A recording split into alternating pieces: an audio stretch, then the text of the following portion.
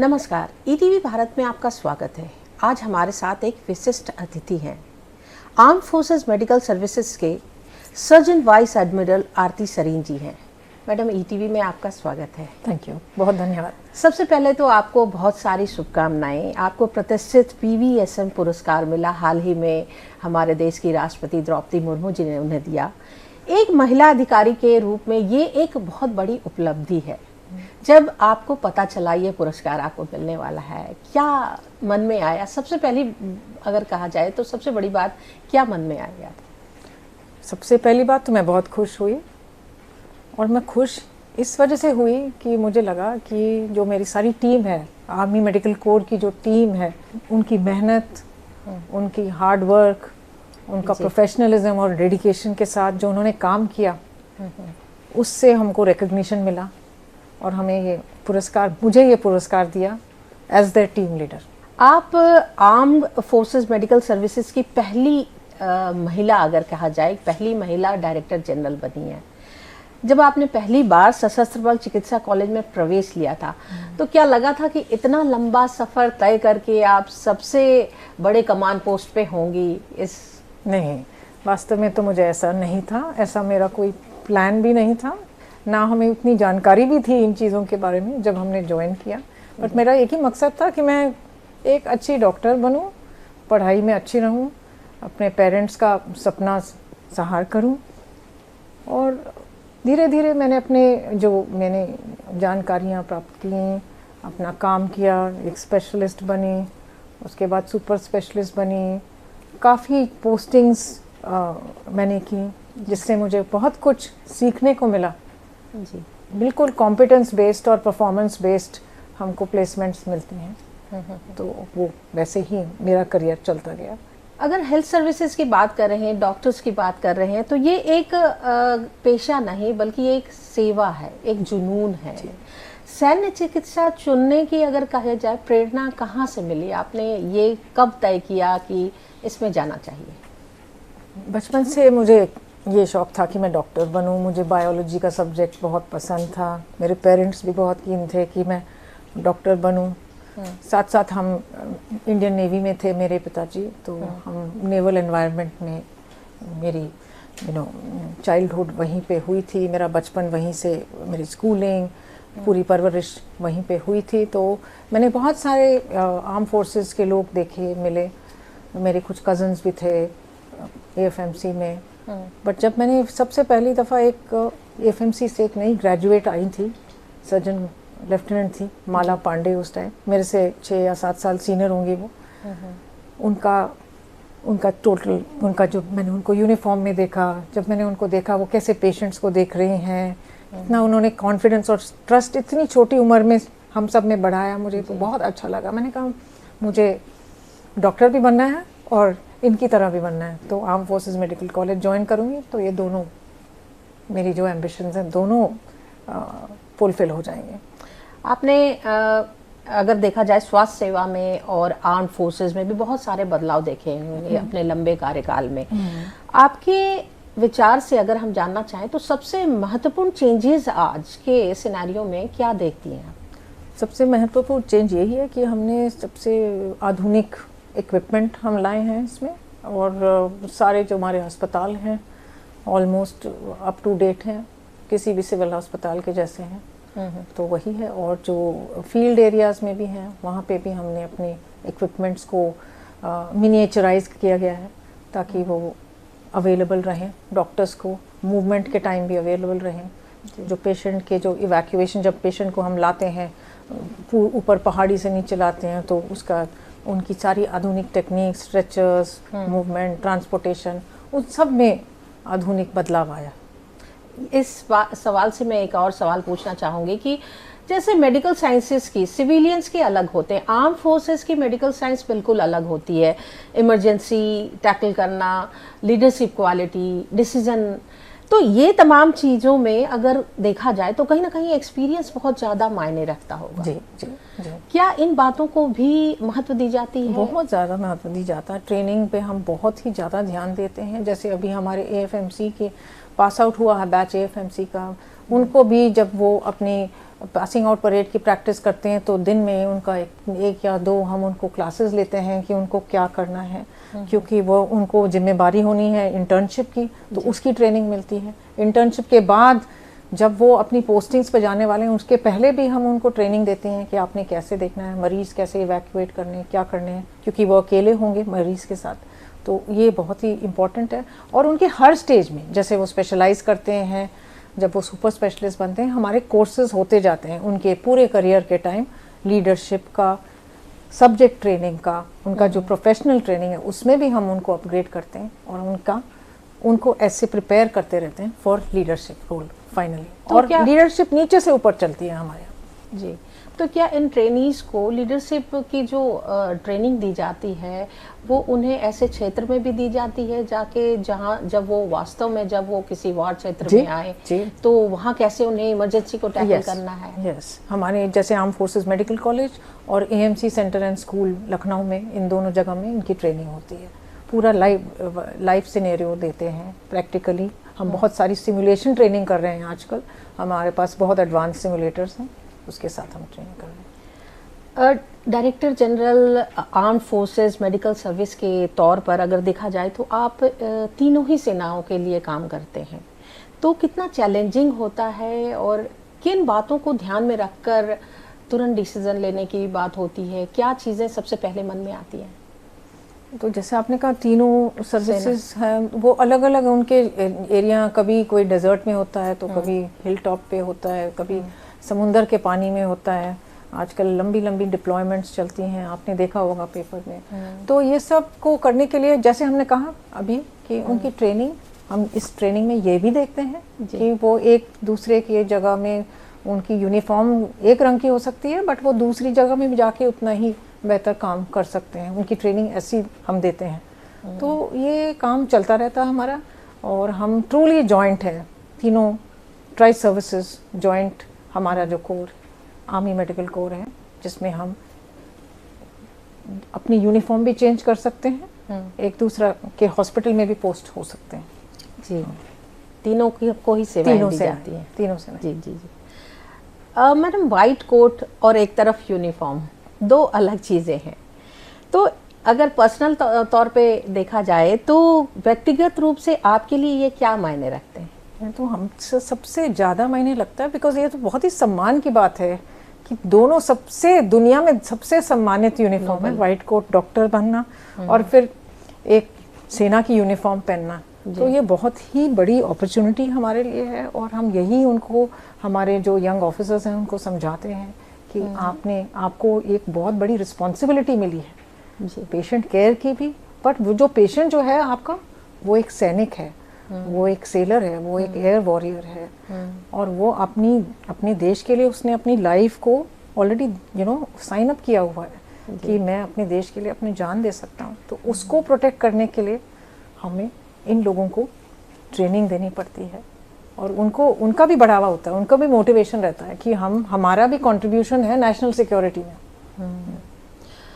जैसा कि हम जानते हैं, ना सिर्फ हमारे देश में बल्कि अगर ग्लोबल पूरे वर्ल्ड की बात करें तो युद्ध का स्वरूप अगर आप 1950s में देखें और आज के वर्तमान में देखें तो काफ़ी सिनेरियो चेंज हो चुके हैं, इक्विपमेंट्स चेंज हो चुके हैं, चुनौतियां बदल गई हैं। तो इन चुनौतियों के लिए कैसे तैयार कर रहे हैं आप लोग अपने आप को, चिकित्सा अगर संबंधी बातों में अगर देखा जाए? तो हम जैसे हमारे ट्रेनिंग इंस्टीट्यूट्स हैं, आर्म फोर्सेस मेडिकल कॉलेज और 6 और ट्रेनिंग इंस्टीट्यूट्स हैं, हम बिल्कुल जैसे दुनिया की रीच चेंज होती रहती है, मेडिकल साइंस अडॉप्ट होता है, हम उसके साथ पेस रख रहे हैं, हम उसके साथ ही चल रहे हैं, सब चीज़ें अडॉप्ट कर रहे हैं। सो जैसे जो भी उनका नया इक्विपमेंट आता है वो हमारे लिए भी हम ले लेते हैं, अपने डॉक्टर्स को ट्रेनिंग के लिए भी भेज देते हैं।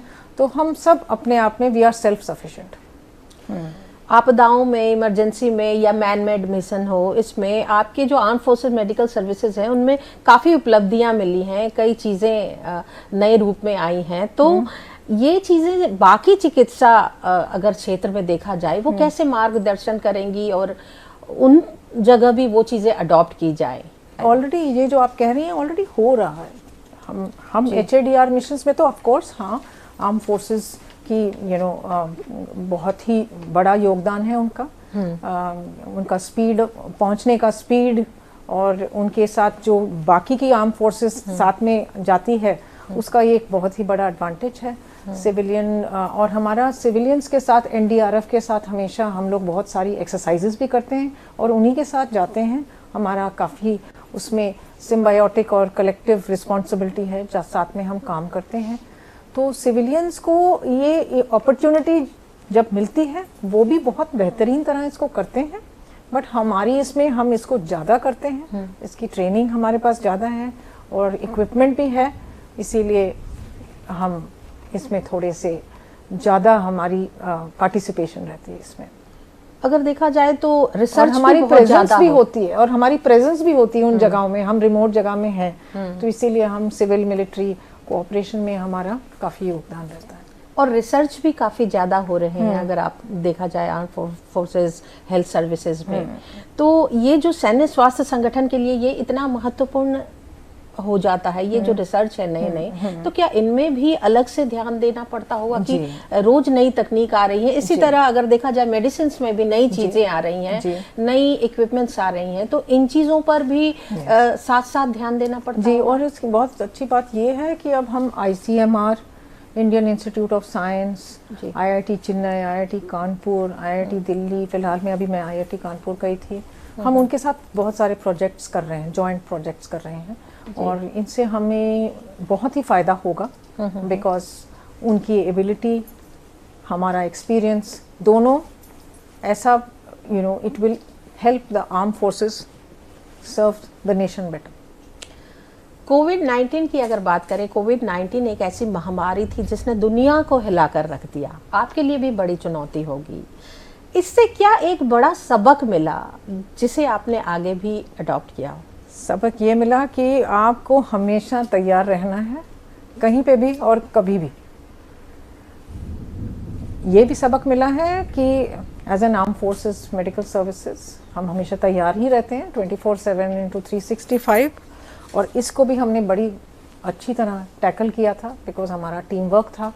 हमारे जो डॉक्टर्स थे और हमारे अलाइड हेल्थ प्रोफेशनल्स और नर्सिंग ऑफिसर्स जो थे, उन्होंने बहुत ही बेहतरीन तरह से प्रोफेशनलिज्म के साथ पेशेंट केयर किया।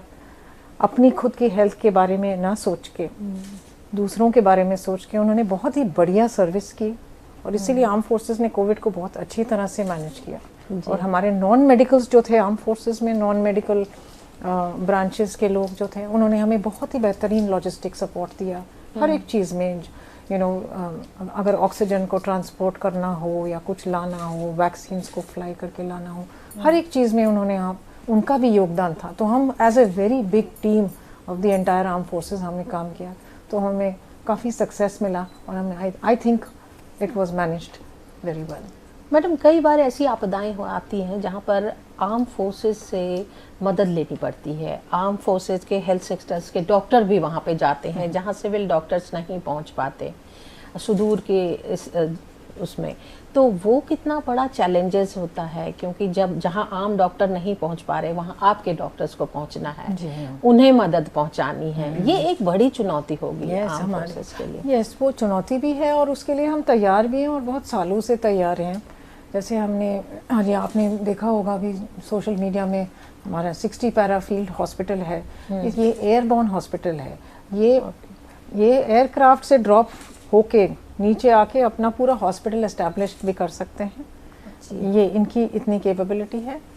अभी उन्होंने पिछले आई थिंक उन्हें बहुत ही 4 महत्वपूर्ण उन्होंने ऑपरेशंस किए हैं। टर्की के अर्थक्वेक में वो वहाँ गए थे, ऑप ब्रह्मा म्यांमार में जब अर्थक्वेक हुआ था वहाँ गए थे जी। ऑप सागर बंधु जो श्रीलंका में फ्लड्स आए थे दिसंबर में, और अभी रिसेंटली वेनेजुएला में। इन सब ऑपरेशंस में वो तुरंत निकल पड़े बिकॉज वो तैयार थे जी। उनके पास सारे इक्विपमेंट थे और वो पहुंच के उन्होंने सर्जरी शुरू की। वो सर्जरी के केपेबल हैं, वो पूरा हॉस्पिटल है, they can do a lot of surgeries. इसीलिए वो जहाँ पे भी जाते हैं बहुत सारे पेशेंट्स उनके पास आते हैं और वो हमारे नेशन का नाम रोशन करते हैं। आज अगर देखा जाए तो आर्म फोर्सेस जो हेल्थ सर्विसेज हैं उसमें महिलाएं ऐसे टफ जगह पे, अगर सियाचिन की बात कर लें, लद्दाख में भी वो सर्व कर रही हैं, उनको मेंटली फिजिकली तैयार करना क्या एक बड़ी चुनौती होती है? क्योंकि पहले ऐसी जगह पे पोस्टिंग नहीं दी जाती थी जनरली महिलाओं के, लेकिन अब काफ़ी कुछ बदलाव आया है।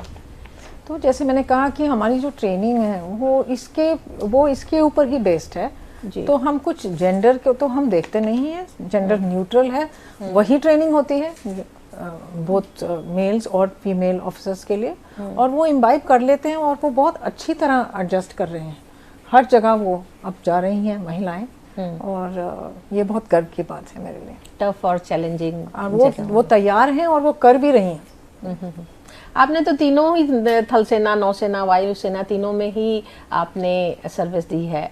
तो इस अनोखे अनुभव को अगर देखा जाए तो एक डायरेक्टर जनरल AFMS में ये नेतृत्व में किस तरह प्रभावित करता है? तीनों इससे मुझे तीनों सर्विसेज में रह के मैंने तीनों सर्विसेज को उनका कैसे सर्विस चलती है, उनके अलग यूनिक जो फीचर्स हैं वो मुझे जानकारी मिली, वो एक्सपीरियंस मिला। और जैसे हम कह रहे हैं कि लीडर तो एक्सपीरियंस से ही बनता है जी।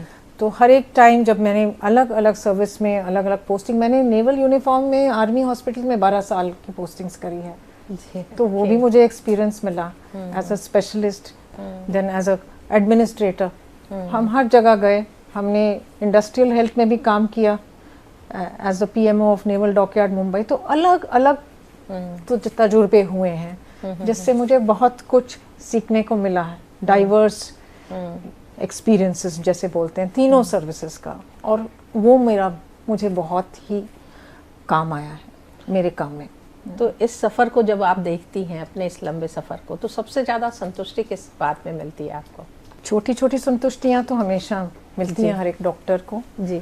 जैसे आपका पेशेंट अच्छा कर रहा है, उसकी फैमिली आपको आके अपना आभार प्रकट कर रही है, ऐसी बहुत सारी चीज़ें हैं जिसमें हमको बहुत सारी सेटिस्फैक्शन मिली है। बट अंत में मैं यही कहूँगी कि मुझे यही सेटिस्फैक्शन मिली, जैसे आपने कहा, जब वो हमारे आर्मी मेडिकल कोर को रिकॉग्नाइज किया गया, जब मुझे ये अवार्ड दिया गया, मैं यही समझती हूँ कि वही सबसे ज़्यादा सेटिस्फैक्शन जब मिली कि मेरी टीम का काम एक्नॉलेज हुआ। अगर देखा जाए तो AI हेल्थ सेक्टर में भी बहुत ज़्यादा बदलाव ला रहा है। AI की जो उपयोगिता काफ़ी ज़्यादा बढ़ी है आज के वर्तमान पर। तो सैन्य चिकित्सा में इसकी भविष्य में क्या भूमिका देखती हैं? जैसे आपने कहा, मेडिकल में AI का बहुत ही बड़ा रोल है। उसके एडवांटेजेस को हम पूरी तरह लेने की कोशिश कर रहे हैं हम खुद, जैसे हॉस्पिटल इंफॉर्मेशन मैनेजमेंट सिस्टम्स में, सिमुलेशन सिस्टम्स में, डायग्नोस्टिक सिस्टम्स में। ये सब पेशेंट केयर की तरफ बहुत ही हमें हेल्प करेगा, डॉक्टर को थोड़ा सा फ्री करेगा ताकि वो अपने पेशेंट्स के साथ बात कर सकें। तो AI तो रहेगा पर डॉक्टर कहीं नहीं जाएगा, डॉक्टर हमेशा रहेगा, क्योंकि हमेशा सैनिक को ये चाहिए कि मेरे पास मेरा डॉक्टर और मेरा मेडिकल असिस्टेंट साथ में है, और वो सिक्योरिटी उसको कभी नहीं जानी चाहिए। और इसीलिए AI के साथ हम अपने सॉफ्ट स्किल ट्रेनिंग को भी हमेशा एडवांस रखते हैं, ताकि वो हमेशा उसको सिक्योरिटी रहे कि मेरे साथ कोई मेरे को लुक आफ्टर कर रहा है। यानी कि वो जो इमोशनल सपोर्ट, इमोशनल कोशेंट हमेशा बहुत ज़्यादा होना चाहिए। अगले 10 वर्षों के लिए अगर देखा जाए तो सशस्त्र बल की चिकित्सा सेवा का विज़न क्या है कुछ आगे आने वाले? जैसे हमने थोड़ा सा पहले कहा, विजन यही होगा कि जैसे 4 चीज़ें होती हैं किसी भी मेडिकल स्ट्रक्चर में, इंफ्रास्ट्रक्चर को बढ़ाना होगा, हॉस्पिटल्स को आगे और इंफ्रास्ट्रक्चर बढ़ाना होगा, नया इक्विपमेंट लेना होगा, जैसे सिविल हॉस्पिटल्स में जैसे जैसे प्रोग्रेस होता है मेडिसिन में उसको हमको अपग्रेड करना पड़ेगा, प्लानिंग करनी पड़ेगी, short, medium term, long term, और फिर लास्ट में जो पीपल, हमारे जो लोग हैं, उनकी ट्रेनिंग, उनका हमारे फ्यूचर में हमें उनको क्या करना है, उनका क्या रोल होगा, जैसे आपने कहा फिजिकल मेंटल रेजिलियंस बिल्डिंग, वो सब उसमें हमको प्लान करके, विजन यही होगा कि इन 4 चीज़ों को देख के आगे प्लान करना है कि हम आगे की रियलिटीज़ कैसे फेस करें, क्योंकि पूरा जियोपॉलिटिकल सिचुएशन चेंज होता जा रहा है जी, बिल्कुल। हर साल कुछ नया आ रहा है, तो उसके लिए हमको हमेशा तैयार रहना है जी। कभी भी और कहीं पे भी। अगर आज के वर्तमान परिप्रेक्ष्य में देखें तो diabetes, obesity, hypertension, heart attacks की बीमारियां काफ़ी ज़्यादा बढ़ रही हैं। आप एक ऑन्कोलॉजिस्ट भी हैं, कैंसर का भी खतरा काफ़ी ज़्यादा बढ़ा है समाज में, कैंसर के पेशेंट्स भी दुगने हो गए हैं। क्या मानती हैं, क्या लाइफस्टाइल में कुछ चेंजेस लाना चाहिए या क्या आप संदेश देना चाहेंगी एज? कैंसर के तो केसेस आपको पता ही है, ग्लोबोकैन 22 के जो स्टैटिस्टिक्स आए हैं उसमें कैंसर केसेस आर राइजिंग। तो हमको थोड़ा सा इसी वक्त हमको प्रोएक्टिवली इस चीज़ को रोकना चाहिए। हमको प्रिवेंशन करना चाहिए रादर देन क्योर। हमको ऐसी चीज़ें करनी चाहिए ताकि ये जो डिज़ीज़ है अर्ली स्टेज में डायग्नोज हो, अवेयरनेस प्रोग्राम्स हों, कुछ स्क्रीनिंग प्रोग्राम्स हों। उसकी वजह से हम इन पेशेंट्स को हर एक लास्ट मैन तक ये न्यूज़ जानी चाहिए कि कैंसर की बीमारी क्या है, उसके लक्षण क्या हैं, और उसको ये मैसेज देना चाहिए कि अगर आपको ये लक्षण है तो आप प्लीज़ आके किसी भी डॉक्टर या मेडिकल हेल्प लें और उसको रिपोर्ट करें। अपनी डाइट को देखें, अगर प्रिवेंटिव एस्पेक्ट देखें तो अपनी डाइट को देखें, अपने लाइफस्टाइल को देखें, अपनी स्लीप हैबिट्स को देखें। ये सब चीज़ें मायने रखती हैं and they will certainly contribute to improving a patient's health and prevention of such diseases and of course जो carcinogens हैं जैसे tobacco की तरह उसको people should avoid addictions to these particular harmful substances which most definitely have been proven to cause cancer. Arm forces health services जो है ना सिर्फ सर्विंग ऑफिसर्स या सर्विंग अधिकारियों को वो दे रहे हैं, बल्कि आपके पूर्व सैनिक इतनी बड़ी संख्या में, उनके परिवार को भी देखना कितनी बड़ी जिम्मेदारी होती है। ये बहुत बड़ी जिम्मेदारी है। इन्होंने अपनी पूरी ज़िंदगी हमारे देश की सेवा करी है। तो तीनों सेनाओं का इसमें एक विभाग होता है जिसमें वो उनके देखभाल के लिए बहुत सारे डिविजन्स, बहुत सारे मैन पावर इसमें लगाते हैं। सीनियर ऑफिसर्स इनको देखभाल करते हैं। उनकी हेल्थ के लिए भी ECHS स्कीम है जिससे वो उनकी हेल्थ का देखभाल होता है। और अगर वो हमारे हॉस्पिटल्स में भी आते हैं, अगर वो उनके घर के आसपास हैं तो हम हमेशा उनकी देखभाल वहाँ पे करते हैं। एक युवा महिला जो आर्म फोर्सेस के हेल्थ सर्विसेज में आना चाहती है, वो जो एस्पिरेंट्स हैं, उनके लिए आप क्या संदेश देना चाहेंगी? हम उनके लिए यही कहना चाहती हूँ कि ये सबसे बेहतरीन करियर है। अगर आप ये नहीं सोच रहे कि बहुत ही ज़्यादा फाइनेंशियली आपको अपने आप को बढ़ाना है, एज ए करियर बहुत ही बढ़िया है।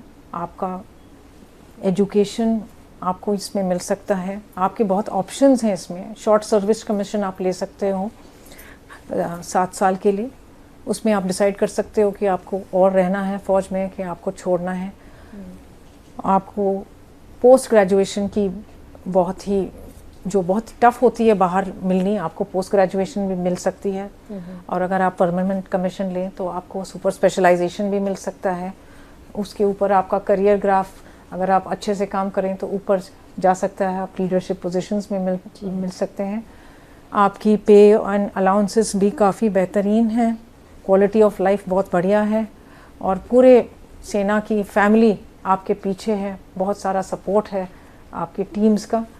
तो आई थिंक महिलाओं को ये प्रोफेशन ज़रूर लेना चाहिए। मैं कहूँगी कि आर्म फोर्सेस ज्वाइन करें, और भी बहुत ब्रांचेस हैं आर्म फोर्सेस में, और आर्म फोर्सेस मेडिकल सर्विसेज भी ज़रूर ज्वाइन करें। आप भी ऐसे बैकग्राउंड से आई, उसी में पली बड़ी होंगी जिसमें सभी नेवी में रहे, आपके पिता, भाई, तो क्या ये चीज़ें बचपन से ही मन में थी कि मुझे भी इसी में जाना है, या किन बातों को लेकर आप सबसे ज़्यादा आगे बढ़ी, या क्या ऐसी चीज़ थी जिसने आपको इंस्पायर किया इसमें आने के लिए? मेरे फादर नेवी में थे, मैं पूरे नौसैनिक एनवायरनमेंट में मेरी परवरिश हुई थी, जैसे मैंने आपको पहले कहा। तो ये मेरा एक वे ऑफ लाइफ ही हो गया था। तो और जब मैंने मेडिसिन और AFMC ज्वाइन करने का चॉइस लिया तो मेरे लिए एक बहुत ही रूटीन चीज़ थी, और मेरी एडजस्टमेंट बहुत ही आसानी से हो गई। और उसमें I think we are very adaptable. जो सर्विस के बच्चे होते हैं, बिकॉज हमारी बहुत पोस्टिंग्स होती हैं, हम इधर से उधर जाते हैं, स्कूल्स में बहुत कम टाइम के लिए रहते हैं, नए फ्रेंड्स बनाते हैं, नई जगहों में जाते हैं, तो हम बहुत अडेप्टेबल हो जाते हैं। तो इसलिए जब मैं इसमें आई तो मेरे लिए आई थिंक दूसरों के लिहाज से तो मेरे लिए आसान ही था। और मैं बहुत मोटिवेटेड थी, मुझे अच्छा लगता है ये डिसिप्लिन, ये पंक्चुअलिटी, ये सब जो सर्विस वेज ऑफ लाइफ है, अच्छा लगता है। हमेशा बार बार अलग शहर में जाना, अलग लोगों से मिलना, मानसिक रूप से किस तरह से तैयार करना पड़ता है खुद को भी? और हमारे पेरेंट्स हमको करते थे, और आई थिंक जो सर्विसेज हमेशा फैमिली जैसे ना परिवार जैसा वो होता है। जब आप नई जगह में जाते हो तो आपको बहुत अच्छी तरह से लोग आपका स्वागत करते हैं, आपको खाने पे बुलाते हैं, आपको सपोर्ट करते हैं। कई टाइम तो आप किसी के घर में भी रह सकते हैं, वो ऐसा होता है। हम एक बहुत बड़ा परिवार है, बहुत ज़्यादा सपोर्ट है। इसीलिए मैं कहती हूँ आर्म फोर्सेस की फैमिली है, तो इसमें आप खुशी खुशी ऐसी चीज़ें कर लेते हैं और अपने आप को अडेप्टेबल भी बना लेते हैं। आर्म फोर्सेस के हेल्थ सर्विसेज में अगर बात की जाए तो नॉलेज, डिसीजन, प्रेशर, इन तमाम चीज़ों को के बीच में काम करना पड़ता होगा। एक आम हॉस्पिटल, सिविलियन हॉस्पिटल में जो इमरजेंसी होती है उससे कहीं ना कहीं अलग इमरजेंसी होती है एक आर्मी हॉस्पिटल में। उसमें डिसीजन भी आपको लेना है। ऐसे घायल भी हैं जो कहीं बाहर से दूसरे देश के घायल, जो आपके कभी दुश्मन के घायल हों, वो भी अगर आपके सामने आ जाए तो कैसे डिसीजन लेना पड़ता है? वो हमारे लिए पेशेंट है। सबसे पहले हमें ट्रेन किया जाता है कि पेशेंट की देखभाल करो, जान बचाओ जी, और उसको सबसे बेहतरीन हॉस्पिटल में आगे लेके आओ। वही हमारा प्रिंसिपल है। तो हम जहाँ पे भी हों उसी के लिए ट्रेन करते हैं, और वही हमारा मिशन और मोटिवेशन है। आखिरी सवाल कि अगर देखा जाए युद्ध क्षेत्र काफ़ी बदलता जा रहा है। अभी हाल ही में प्रधानमंत्री ने भी कहा कि हमेशा इन बातों के लिए तैयार रहना चाहिए। वेस्ट एशिया में जो तमाम चीज़ें चल रही हैं, अब ड्रोन है, साइबर ख़तरा है, तमाम चीज़ें हैं जो उन्नत तकनीक का इस्तेमाल किया जा रहा है। तो अब ऐसे हेल्थ सेक्टर्स में भी जो आर्म्ड में या फिर सर्विसेज में आते होंगे तो अलग तरह के मरीज भी आते होंगे, तो इससे निपटने के लिए क्या योजनाएं हैं और किस तरह से उसे टैकल? इसके लिए भी हम ऐसे ही हमारे जो टीम्स हैं उस पर काम कर रही हैं, और हमारे ट्रेनिंग इंस्टीट्यूट्स में इस टॉपिक को लेके हम आगे बढ़ रहे हैं। सेम जैसे आपने कहा ड्रोन्स के लिए, तो मेडिकल लोगों के लिए ड्रोन्स बेसिकली लॉजिस्टिक फंक्शन करते हैं, जैसे ब्लड को ट्रांसपोर्ट करना या दवाइयों को ट्रांसपोर्ट करना। तो उसके लिए हम अपने लोगों को भी ट्रेनिंग दे रहे हैं ऐसी चीज़ों में। और simulation exercise, real time exercise, जैसे एक ही जगह में पेशेंट को देखना विद लिमिटेड रिसोर्सेज, उसकी भी ट्रेनिंग हो रही है। तो ऐसी चीज़ें हम दूसरे जहाँ पे पब्लिश हो गई हैं जर्नल्स में, दूसरे देशों का जो एक्सपीरियंस हुआ है पिछले 2-3 साल से, उनसे हम सीख के आगे बढ़ रहे हैं। तो धन्यवाद, आपने ईटीवी के लिए इतना समय निकाला है और हमारे तरफ से आपको बहुत शुभकामनाएं। थैंक यू सो मच, धन्यवाद।